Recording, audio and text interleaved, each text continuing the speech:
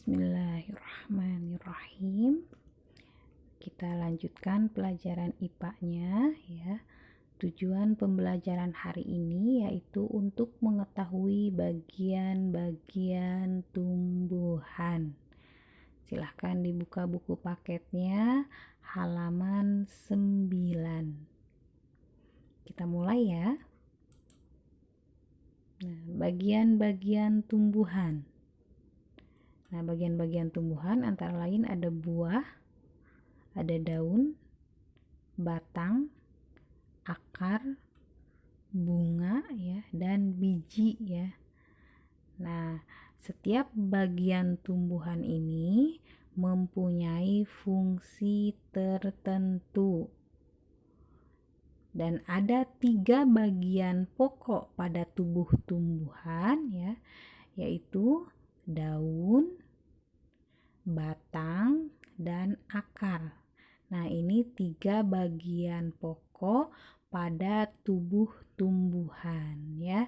Yang hari ini kita akan bahas yaitu dari 3 bagian ini yang akan kita bahas. Yang pertama kali adalah akar ya. Akar. Umumnya akar terletak di dalam tanah. Bentuk akar sebagian besar meruncing pada ujungnya yang memudahkan akar menembus tanah. Nah, struktur akar atau bagian-bagian akar ya. Nah, ini ada tudung akar dari bawah, ada rambut-rambut akar ya, dan di tengah ini ada inti akar. Nah, rambut-rambut akar ini berfungsi untuk jalan masuk air dan zat hara dari tanah ke tumbuhan. Tudung akar berfungsi melindungi akar saat menembus tanah. Jenis-jenis akar. Jadi berdasarkan bentuknya ya, akar itu dibedakan menjadi 2 ya. Yang pertama akar serabut. Nah, ini bisa dilihat gambar akar serabut. Nah, akar serabut ini bentuknya ya seperti serabut ya. Ini bisa disimak baik-baik gambarnya ya, nanti dilihat perbedaannya dengan akar yang selanjutnya.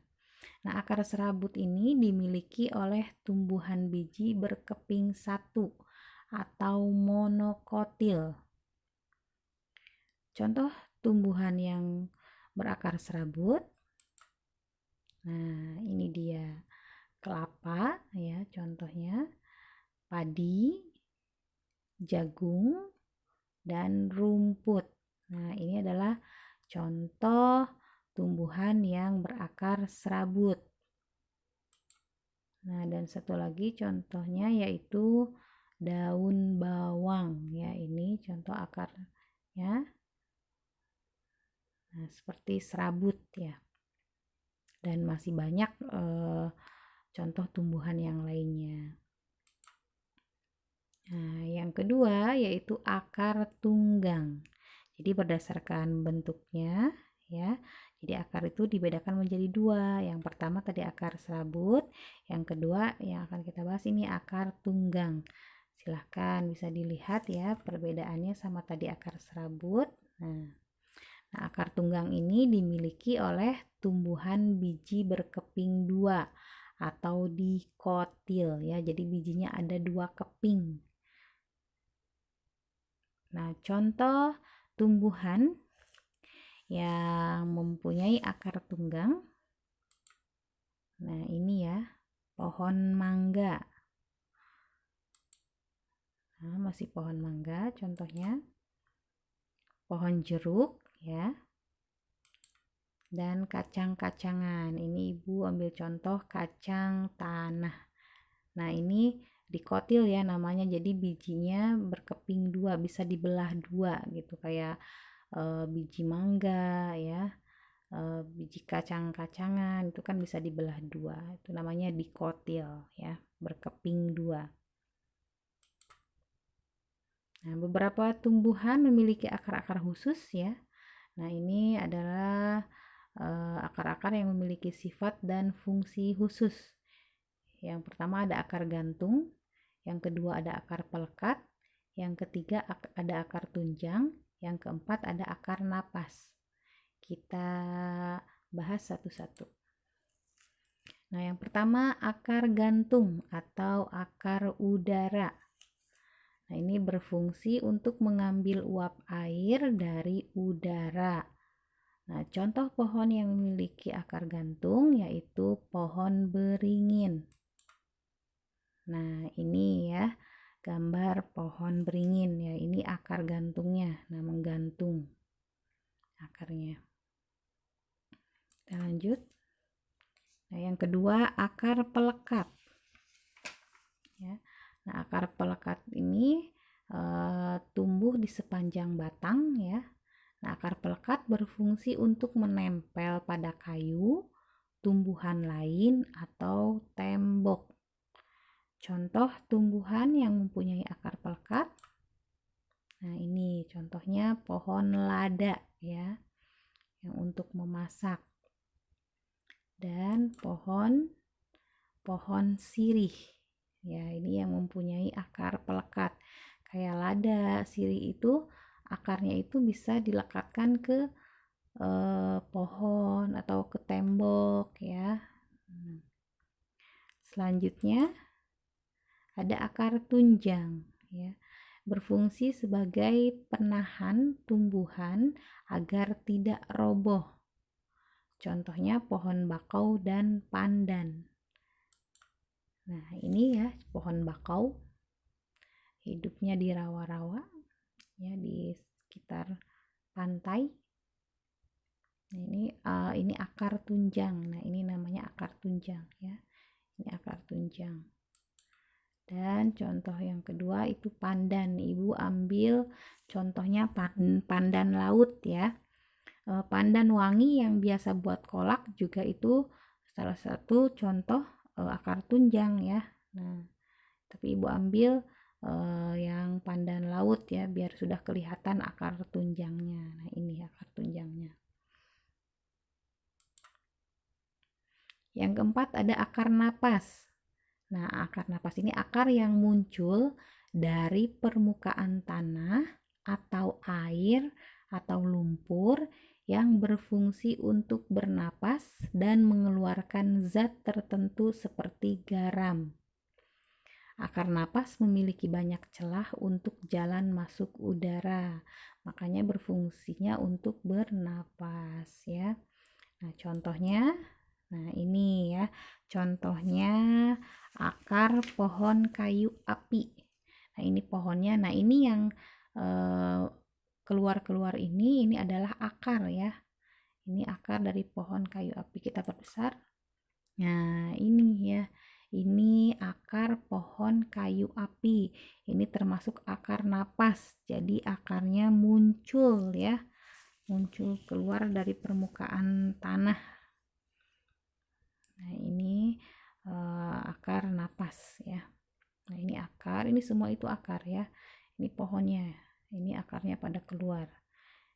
Ini namanya pohon kayu api. Nah, fungsi akar bagi tumbuhan yang pertama menyerap air dan zat hara. Ya, tumbuhan kan membutuhkan air dan zat hara ya untuk kelangsungan hidupnya. Nah, air dan zat hara itu diambil dari dalam tanah. Nah, bagian tumbuhan yang mengambil air dan zat hara itu ya adalah akar. Yang kedua, memperkokoh tumbuhan.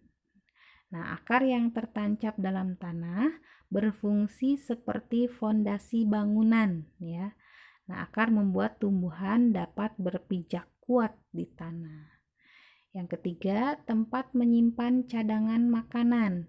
Jadi ada beberapa tumbuhan yang menyimpan cadangan makanannya di akar ya. Contohnya wortel, lobak ya, bengkoang dan singkong. Nah, ini akar. Selanjutnya batang ya. Nah, batang digolongkan menjadi 3 jenis. Ada batang berkayu ya, batang rumput dan batang basah. Kita bahas satu-satu. Nah, batang basah. Tumbuhan batang basah memiliki batang yang lunak, berair, serta mudah roboh dan patah. Contoh tumbuhan berbatang basah. Nah, ada pohon pisang, sawi, bayam, seledri. Nah, ini contoh tumbuhan berbatang basah ya. Kangkung juga termasuk ya. Yang kedua, batang berkayu. Ciri tumbuhan batang berkayu yaitu memiliki kambium. Kambium ini mengalami dua arah pertumbuhan. Pertumbuhan ke arah luar membentuk kulit ya, dan pertumbuhan ke arah dalam membentuk kayu. Contoh tumbuhan berbatang kayu. Nah, ada pohon jati. Nah, ini bentuknya pohon jati ya. Contoh tumbuhan berbatang kayu. Lalu ada pohon jambu, jambu air dan jambu batu juga termasuk tumbuhan batang berkayu. Lalu ada rambutan dan nangka ya. Dan mahoni, pohon mahoni. Nah, ini contoh tumbuhan batang berkayu. Selanjutnya batang rumput. Nah, tumbuhan batang rumput mempunyai ruas-ruas yang tampak jelas dan pada umumnya berongga. Contoh tumbuhan berbatang rumput. Nah, ini contoh tumbuhan berbatang rumput ya. Ada rumput-rumputan, pokoknya semua jenis rumput ya, itu termasuk tumbuhan batang rumput ya. Lalu ada jagung dan pohon padi. Nah, fungsi batang bagi tumbuhan sebagai alat pengangkut ya. Fungsi batang yang pertama sebagai alat pengangkut atau alat transportasi tumbuhan. Jadi batang ini mempunyai pembuluh angkut ya, yaitu pembuluh kayu atau silem dan pembuluh tapis atau phloem. Nah, pembuluh kayu atau silem ini mengangkut zat hara dan air dari akar menuju batang dan daun ya. Kalau pembuluh tapis atau phloem mengangkut hasil fotosintesis dari daun ke seluruh bagian tumbuhan. Fotosintesis itu proses pembuatan makanan pada tumbuhan ya dengan bantuan cahaya matahari. Nanti kita bahas lebih lanjut tentang fotosintesis. Fungsi batang yang kedua yaitu sebagai penopang tumbuhan. Ya, jadi batang tumbuh semakin tinggi atau semakin panjang. Nah, dengan begitu daun yang tumbuh pada batang makin mudah mendapat cahaya. Yang ketiga, fungsi batang sebagai tempat penyimpan cadangan makanan. Jadi pada beberapa tumbuhan, batang berfungsi sebagai tempat penyimpanan cadangan makanan. Nah, contohnya batang tumbuhan tebu dan sagu ya. Jadi itu akar dan batang ya.